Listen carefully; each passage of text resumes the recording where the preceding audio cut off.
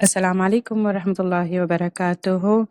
This is your sister Syed Al Salam from Khalaq Al Nafsi, and आज का हमारा जो आज रमضان डे 2 है एंड हमारी जो कहानी है 3 लोगों के सामने आजिज़ी के बारे में है।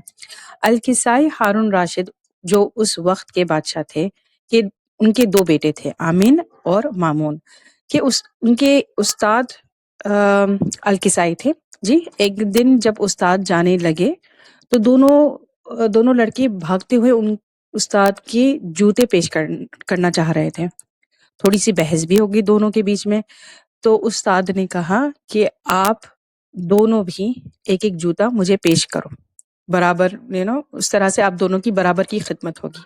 जब हारून राशिद जो बादशाह थे उनको ये बात पता चली तो उन्होंने किसाई से पूछा, सबसे ज्यादा इज्जतदार इंसान कौन है?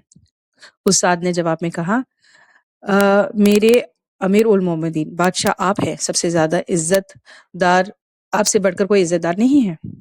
हारून राशिद ने फौरन जवाब दिया, नहीं, सबसे ज्यादा इज्जतदार वो शख्स है जिसके लिए 2 शहजादे आपस में लड़ते हैं ताकि उसे जूता पहना सके, और वो उस्ताद दोनों को खुश करने के लिए उन्हें एक एक जूता पकड़ने का हुक्म देता है।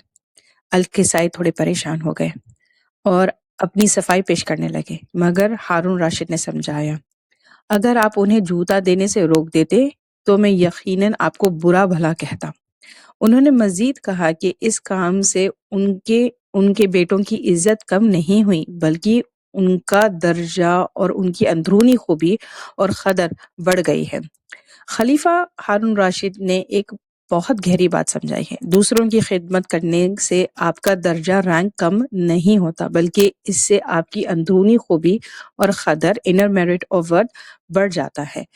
ये रमज़ान में, इस रमज़ान हमें ये स्टोरी क्यों हमारे अंदर उतारना चाहिए, क्योंकि खलीफा हारून राशिद ने कहा कि उनके बेटों की इज्जत कम नहीं हुई, बल्कि उस्ताद के एहतराम करने की वजह से उनकी शान और बढ़ गई है।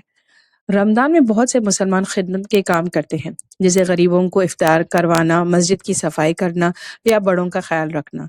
ये कहानी हमें याद दिलाती है कि खिदमत के ये काम किसी के लिए छोटे नहीं हैं, बल्कि असल इज्जत अल्लाह की नज़र में इन्हीं कामों से मिलती है। हारून राशिद के मुताबिक कोई शख्स कभी भी बेइज्जत नहीं होता अगर वो इन 3 के आगे आजिज़ी, ह्यूमिलिटी दिखाए। हुक्मरान, लीडर, उस्ताद, टीचर और माँ बाप, पेरेंट्स। जज़ाकल्लाह खैर। अस्सलाम वालेकुम व रहमतुल्लाहि व बरकातुहू।